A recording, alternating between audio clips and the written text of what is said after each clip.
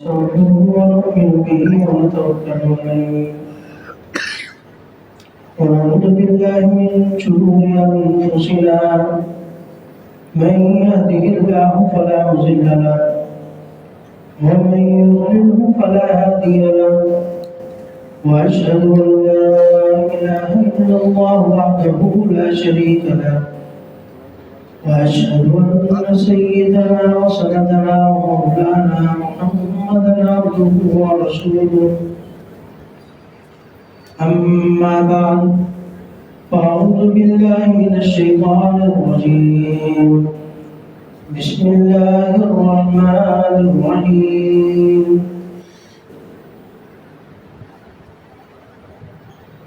وقاتلوهم حتى لا تكون فتنة ويكون الدين كله لله صدق الله العظيم. میرے دوستوں ساتھیوں بزرگوں،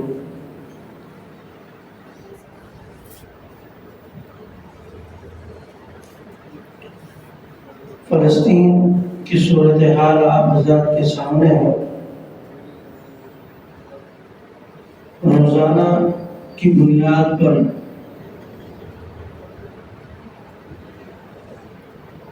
کئی 100 بچوں کو شہید کیا جا رہا ہے. یہاں تک کہ ان کے اسکول یا جو تعلیمی ادارے ہیں ان کی طرف سے اعلان ہو گیا ہے کہ 2023 اور 2024 کو بالکلیہ طور پر ختم کر دیا گیا ہے، کیونکہ بچے ہی نہیں بچے تو پڑھنے والا کون ہوگا.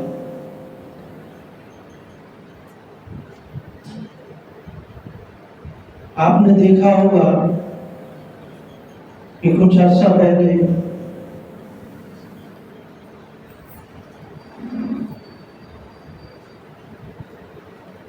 جب اسرائیل کا کنٹرول بیت المقدس پر تھا، ابھی بھی کسی حد تک ہے، لیکن مجاہدین نے اس پر کسی حد تک قبضہ کر لیا ہے، لیکن وہ مضبوط قبضہ نہیں ہے.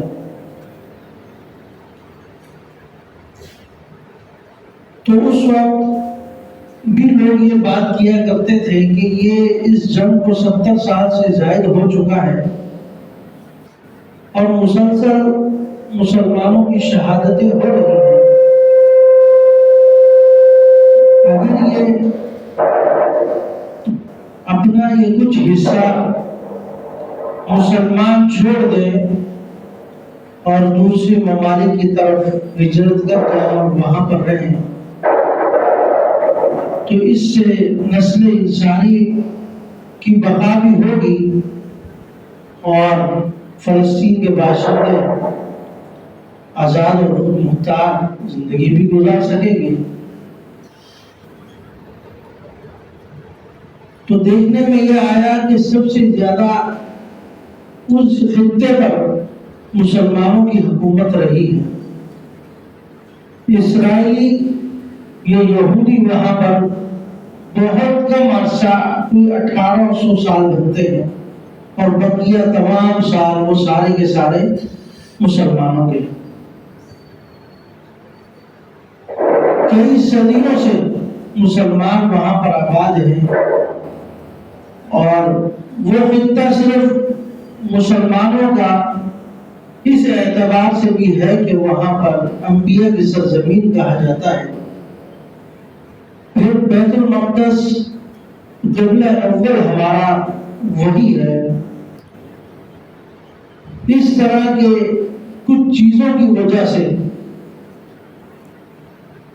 اس کو چھوڑ دینا یہ مسلمانوں کے لیے ہلاکت کا سبب ہوگا،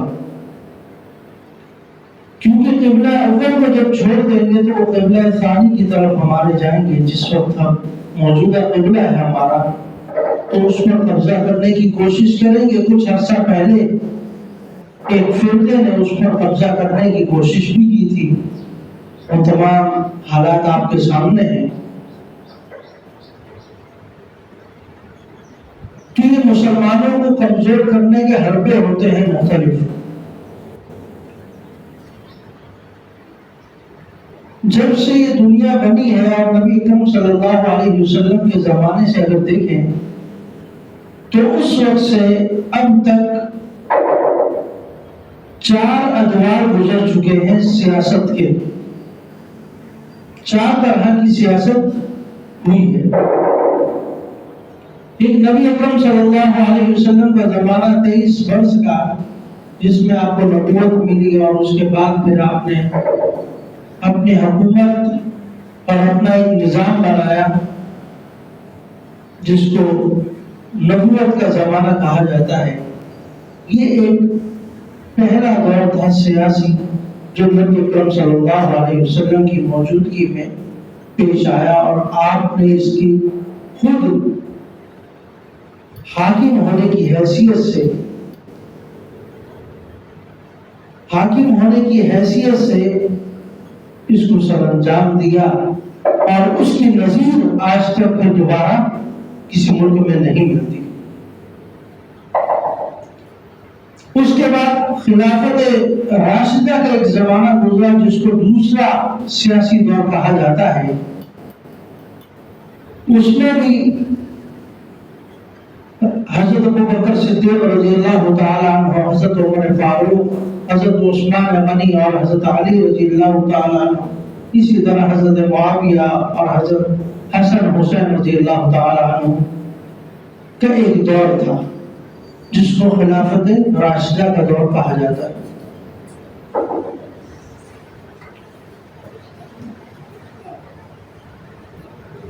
اس دور کے بعد ایک دور شروع ہوا جس کو بنو عباس، بنو امیہ اور پھر سلطنت عثمانیہ جو ارطغرل غازی اور عثمان جو موجودہ تو آج کل ایک ڈرامہ بھی چل رہا ہے. تو ان کا ایک دور گزرا جو مسلمانوں کے ایک بہت بڑا، جس میں مسلمانوں کی عزت اور تقریر اور وجاہت دوسروں کے نزدیک ایک قدردانی کی حیثیت سے دیکھا جاتا ہے. پھر آہستہ آہستہ اس کے اندر یورپ داخل ہونے لگا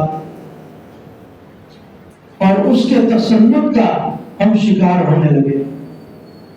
یہ یورپ کا دور جو ہے یہ چوتھا دور ہے جو آج تک ابھی تک چلا آ رہا ہے. 4 دور. یورپ کا دور ایسا تھا جس نے آ کر اس چیز کو دیکھا اور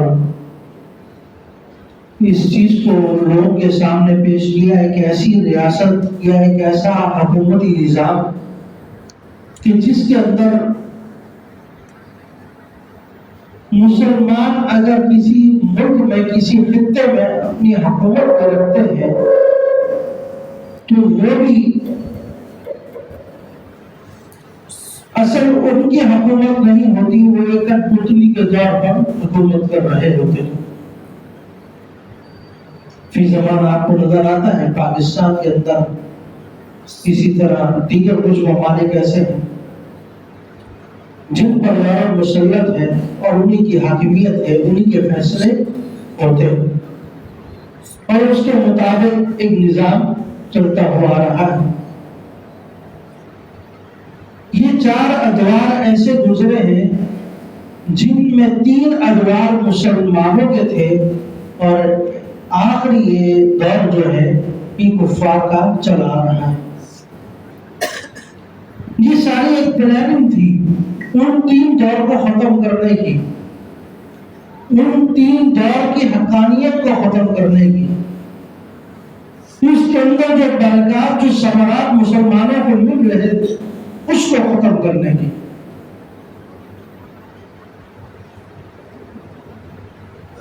آج اسی دور سے ہم دوچار ہیں. اس کے بعد ایک 5واں دور شروع ہوگا جس میں حضرت مہدی علیہ السلام، حضرت عیسیٰ علیہ السلام تشریف لائیں گے اور پھر اس میں دجال سے مقابلہ، اس طرح کے مختلف فتنوں سے مقابلہ ہوگا۔ تو یہ کل 5 دور ہماری اس دنیا میں لوگوں نے دیکھے ہیں۔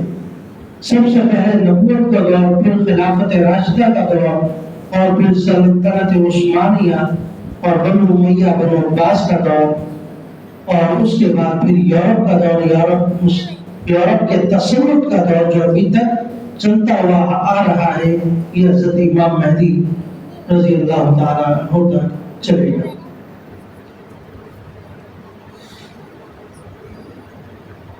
اللہ تعالیٰ ہمیں اس وقت سے بچائے کہ جس وقت یہ فتنے اس تیزی کے ساتھ ہمارے پر آئیں گے، اور اگر حدیث کی روح سے دیکھا جائے تو وہ دور تقریباً آ چکا ہے کہ ایک ایسا دور آئے گا کہ جب جیسے تسبیح ٹوٹنے کے بعد اس کے دانے بکھر جاتے ہیں، اس طرح فتنے مسلط ہو جائیں۔ وَقَاتِلُوهُمْ حَتَّى لَا تَكُونَ فِتْنَةٌ، اتنا جہاد کرو کہ فتنہ ختم ہو جائے۔ قرآن کا تو یہ وقت ہے جہاد کا، یہ وقت ہے ان فتنوں کو دور کرنے کا۔ نبی اکرم صلی اللہ علیہ وسلم نے 1400 سال پہلے ایک فتنے کا ذکر کیا تھا کہ خانہ کعبہ سعودیہ جو پہاڑوں کے اندر ایک بستی نما ایک علاقہ تھا، اس کو شگاف پڑ جائے گا، اس کے اندر نہریں جاری ہو جائیں گی، اس کے اندر بڑے بڑے سیلاب آنا شروع ہو جائیں گے۔ تو آج آپ دیکھ رہے ہیں کہ جس علاقے میں لوگ پانی کو ترسا کرتے تھے، آج وہاں پر بارشیں برس رہی ہیں۔ ان کی عمارتیں پہاڑوں سے اونچی ہونا شروع ہو جائیں گی۔ بکریاں چرانے والے جب بڑی بڑی عمارتوں کے مالک بن جائیں گے تو یہ فتنے کا دور شروع ہو جائے گا۔ آج یہی ہو رہا ہے، وہاں بارشیں بھی ہو رہی ہیں۔ ان کی عمارتوں کو دیکھیں، انہوں نے پہاڑوں کو چیر چیر کر ان میں خندقیں بھی کھود دی ہیں، سڑکیں بھی بنا دی ہیں، اور نہریں بھی جاری ہو چکی ہیں۔ یہ نبی اکرم صلی اللہ علیہ وسلم نے 1400 سال پہلے کہا تھا کہ یہ فتنے کا دور ہوگا۔ جب یہ علامتیں تم دیکھ لو، ان میں ایک علامت یہ بھی ذکر کی تھی کہ لوگ میرے مسلمانوں میں اکثریت ایسی ہوگی جو نمازوں کو چھوڑنے والی ہوگی۔ یہ بھی ایک فتنے کا دور ہے۔ آج آپ دیکھ لیں، کسی بھی ادارے میں چلے جائیں، کسی بھی جگہ چلے جائیں، کسی بھی گھر میں چلے جائیں، کسی خاندان میں دیکھ لیں، نمازیوں کی تعداد آپ کو بہت کم ملے۔ ایک کمپنی ہے جس میں ہزاروں لوگ کام کرتے ہیں، لیکن اس کی مسجد کو جا کر آپ دیکھیں گے تو معمولی ہوگی، بمشکل اس میں 50 لوگ کھڑے ہو کر نماز پڑھ سکیں، کیونکہ ان کو معلوم ہے کوئی نماز نہیں پڑھتا تو کیوں اتنی بڑی جگہ ہو رہی ہے۔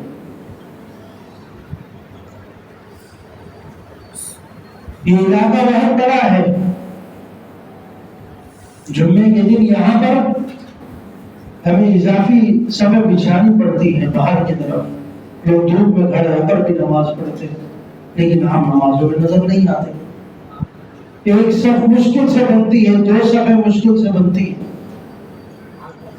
یہ نبی اکرم صلی اللہ علیہ وسلم نے وہ زمانہ بتایا تھا جب فتنے ٹوٹ کر آپ پر بکھر جائیں گے، اس وقت تمہارے پر قتال فرض ہو جائے گا، اس وقت نکل جائے گا۔ اور اب تو ویسے ہی فرض ہو چکا ہے جو حالات چلے آ رہے ہیں۔ مفتی تقی عثمانی صاحب نے پچھلے دنوں فتویٰ دیا کہ جہاد فرض ہو چکا ہے، اگر کسی مسلمان ملک پر کوئی غیر آ کر، کوئی کفار آ کر حملہ کرتے ہیں تو سب سے پہلے اس کے قریبی علاقے کے جو مسلمان ہیں ان پر جہاد فرض ہو جاتا ہے۔ اگر وہ روگردانی کرتے ہیں، وہ توجہ نہیں کرتے اس معاملے کی طرف، تو اس کے ساتھ والے جو لوگ ہیں ان پر ہو جاتے ہیں۔ اس طرح کرتے کرتے یہ چیز بڑھتی جاتی ہے۔ المسلموں کا جسد الواحد، مسلمان آپس میں کیا ہے؟ ایک جسم کی مانند۔ آپ کے کسی جسم کے کسی ایک جز پر کوئی زخم ہو جائے، کوئی دانہ ہو جائے، آپ کو پورا جسم متاثر ہوگا۔ آپ کی آنکھ میں درد ہو رہی ہے تو آپ کہیں جانے کے لائق نہیں رہتے کہ میں وہاں جا کر کیا کروں گا، میری تکلیف ہو رہی ہے، مجھے پریشانی ہو رہی ہے۔ کوئی یہ بھی کہہ سکتا ہے پورا جسم تو سلامت ہے، صرف ایک آنکھ، ایک معمولی سے ایک دانہ ہے، اس کی وجہ سے تم نہیں جا رہے۔ بھائی اس کی وجہ سے میرا پورا جسم متاثر ہے۔ تو حدیث کے اندر مسلمانوں کو اس چیز کے ساتھ تشبیہ دی گئی ہے کہ مسلمان آپس میں اس طرح ہیں جس طرح ایک جسم ہوتا ہے کہ اگر اسے کسی عضو پر کوئی زخم ہو جائے تو اس کا پورا جسم متاثر ہوتا ہے، تو اسی طرح اگر فلسطین پر ظلم ہو رہا ہے تو تمام مسلمان ممالک پر یہ ظلم ہو رہا ہے اور انہیں اس کی روک تھام کے لیے کوشش کرنی چاہیے۔ جس حد تک ان کے اندر طاقت ہے اس کے مطابق ان کے ساتھ کھڑے ہونا چاہیے، ان کے ساتھ مدد کرنی چاہیے۔ ان کو یہ محسوس نہیں ہونا چاہیے کہ ہم اکیلے ہیں۔ ان کو یہ مجبوراً اس طرح کے ٹوٹ لگانے کی ضرورت نہ پڑے۔ وہاں کے ایک بچے نے ایک میسج چھوڑا کہ دنیا کے مسلمان کہہ رہے ہیں کہ فلسطین کے لوگ مر رہے ہیں، لیکن حقیقتاً فلسطین کے لوگ تو زندہ ہیں، یہاں دیگر مسلمان ممالک یہ مر چکے ہیں۔ یہی بات ہے کہ ہمارا مرے ہونے کی دلیل یہی ہے کہ ہم ان کے حق میں آواز بھی بلند نہیں کر پا رہے، ان کی مدد نہیں کر پا رہے، ان کے لیے آواز اٹھانے تک تیار نہیں ہے۔ ہمیں صرف اس چیز سے سروکار ہے کہ پاکستان 4-5 میچ سے ہار گیا ہے، اب دعا کر رہے ہیں کہ دوسرے لوگ جن کے پوائنٹس کم ہیں وہ بھی ہارتے جائیں تاکہ پاکستان پھر سیمی فائنل میں چلے جائے۔ اب ان کے لیے دعائیں ہو رہی ہیں، فلاں ٹیم ہار جائے، فلاں ٹیم ہار جائے تاکہ پاکستان آگے چلا جائے، اس کی دعائیں۔ حالانکہ یہ تو وقت وہ تھا کہ ہم سارا کام چھوڑ کر اپنے مسلمانوں کے لیے کھڑے ہو جاتے۔ لاہور کے اندر 15 دن کا میوزک شو کا انعقاد کیا جا رہا ہے، 15 دن۔ یہ ہمارے اسلامی ملک پاکستان میں ہو رہا ہے، لگاتار 15 دن میوزک شو چلتا رہے گا۔ اس میں کنجر آ کر ناچیں گے بھی، کنجریاں آ کر ناچیں گے بھی، اور ہمارے مسلمان ساتھی وہاں جا کر دیکھ رہے گا۔ یہ پاکستان میں ہو رہا ہے۔ کم سے کم ہم ان چیزوں کو تو روک سکتے ہیں کہ جہاں تک ہماری طاقت ہے ان چیزوں کو تو روکیں۔ کسی حد تک کچھ باشعور لوگوں کی وجہ سے بہت زیادہ تبدیلی آ رہی ہے، اللہ کرے یہ اور بڑھ جائے۔ پیپسی والوں نے اپنے بوتل پر فلسطین لکھ کر اس کو بیچنا شروع کر دیا۔ چند سال اگر اسی طرح یہی چیزیں چلتی رہی تو امید یہ ہے کہ وہ ابو عبیدہ مجاہد جو ہے اس کی تصویر بھی لگا کر اپنی پیپسی کو بیچنا شروع کر دیں۔ لوگ کہتے ہیں کہ کیا ہوگا، ان کے بائیکاٹ سے کیا ہوگا؟ یہ بائیکاٹ کا نتیجہ ہے کہ وہ فلسطین کا نام لکھ رہا۔ یہ بائیکاٹ کا نتیجہ ہے کہ میکڈونلڈ والے کلمہ طیبہ کو اپنے میکڈونلڈ کے باہر لگا کر اب اس کو کھول رہے. یہ نتائج ہوتے ہیں آپس میں ایک اتحاد کی صورت میں، کسی معاملے پر کھڑے ہونے کی صورت میں. ابھی یہ ہمارا ایک معمولی سا طبقہ ہے جو یہ کام کر رہا ہے. اگر سارے شروع ہو جائیں تو پھر کفر پر کیا لذت آ رہی ہوگا. اس کا اندازہ ہم صحابہ کے دور میں لگا سکتے ہیں. ہم اپنے 3 دور سیاست کے پچھلے دیکھ لیں جن میں مسلمانوں کی حاکمیت تھی، مسلمانوں کا تسلط تھا. یہ تسلط کب ختم ہوا؟ جب ہم نے غیروں کو اپنا آئیڈیل بنانا شروع کر دیا. پاکستان ملک آزاد ہو رہا تھا، اس وقت جاتے ہوئے انگریز نے یہی کہا تھا کہ ظاہری طور پر تو تم مسلمان ہو لیکن باطن میں تمہارا کفر میں ڈال، اپنا کفر تمہارے باطن میں ڈال کر جا رہا ہوں.